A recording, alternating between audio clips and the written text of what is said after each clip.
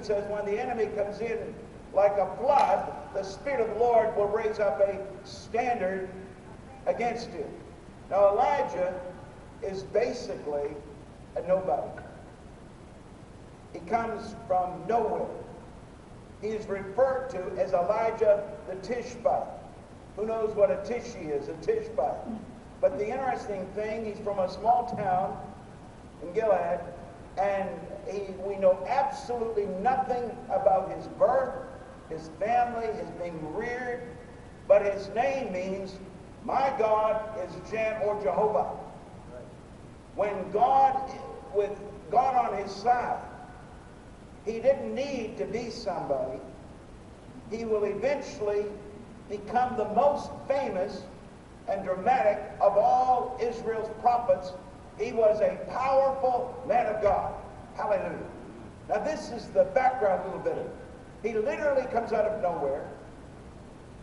And 3.5 years ago, when he appeared to Ahab, and he tells Ahab, he makes this pronouncement on Israel, and this is what he said in 1 Kings 17:1. And Elijah the Tishbite, who was of the inhabitants of Gilead, said unto Ahab, as the Lord God of Israel liveth, before whom I stand, there shall not be dew nor rain 3 years, these years, but according to my word.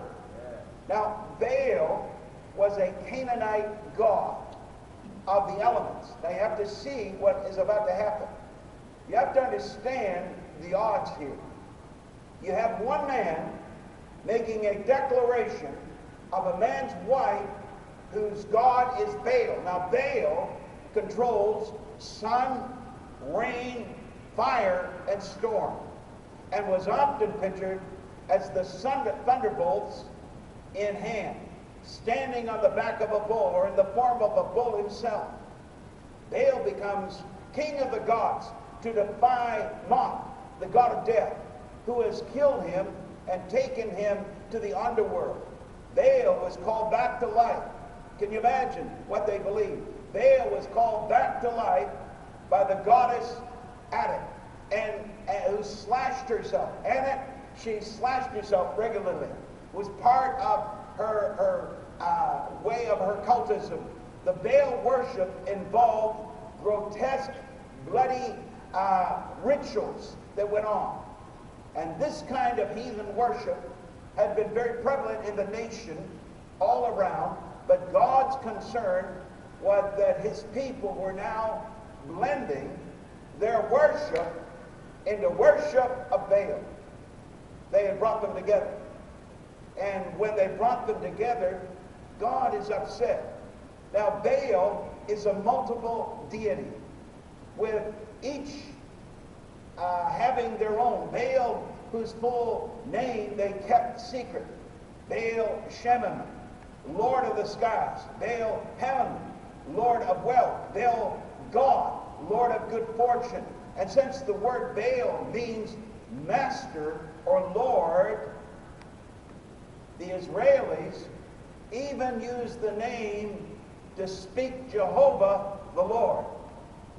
And it was the kind of association assimilated and compromised that God himself now is so mad at what they've done. He's upset, to say the least. Isaiah 42:8 says, I am the God, or I am the Lord, that is my name, and my glory will I not give to another, neither my praise to graven images. God was very explicit about it when he spoke it out. And because of Baal, supposedly power over the natural element, you have to see what Elijah is about to do. He's about to speak against the God of the elements. He's about to come against the one that rules the sun, the rain, the storm, the lightning. And he's about to do something here. And what happens, Elijah must have settled like a raving lunatic. He had to sound that way to this king, because crop failures, full horrors, nationwide famine would soon convince him otherwise.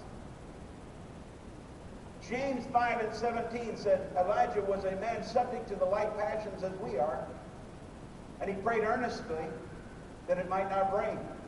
And it rained out of the earth by the space of 3 years and 6 months. So over the past 42 months, while Israel was starving, Elijah had been sustained miraculously by a dirty bird. What's amazing about this is a raven feeds him on a daily basis. That in itself is mind-boggling. That God would position a man by the brook Cherith, and a bird would bring breakfast, lunch, and supper every day. God took care of him. Supernatural. You think God can't take care of him? He can take care of him.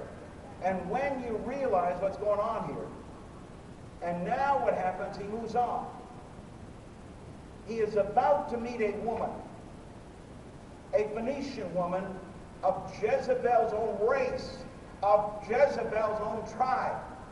Isn't it amazing how God can take the enemy and use the enemy and turn it around? Now he's about to meet this woman. And Seraphat means smeltering furnace.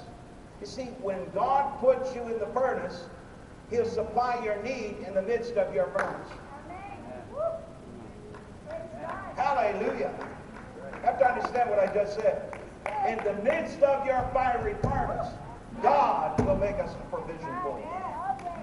It's the most amazing thing.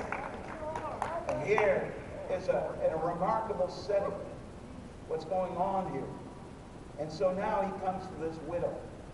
This widow, and she now is the one that's going to aid the prophet. She becomes a comrade. And she's unwilling to aid Jezebel, but willing to aid him. And when Elijah appears before Ahab once again, the king's resentment boils over into a cutting accusation.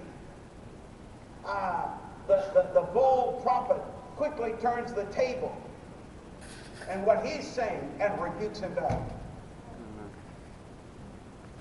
1 Kings 18 and 17, and it came to pass when Ahab saw Elijah, that Ahab said unto him, Art thou he that troubleth Israel? And he answered, I have not troubled Israel, but thou, and thy father's house, and that ye have forsaken the commandments of the Lord, and thou hast followed Balaam. Wow. Right. He's speaking up to the king of Israel, and facing the wrath of this prophet-killing king. This guy kills prophets. Elijah had only two options. He could either run or he could believe for a revival. He could run from the situation, or he could believe that God was capable of changing the situation and bring a revival. Hallelujah. Amazing what happens when it takes place. He issues a challenge. See, most people like a little challenge. But he issues a challenge to Ahab that's so one-sided that the king cannot resist it. Elijah, the nobody from nowhere, against 850 prophets in front of a whole entire nation. One guy.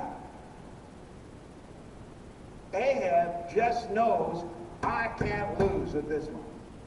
That's what he thinks.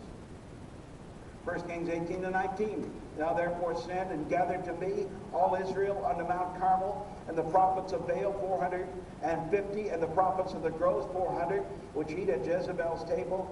On Mount Carmel, Elijah issues the challenge to the nation, and he appeals to the undecided. And that's what God's doing to the church today. He's saying, either we want revival or we just want church.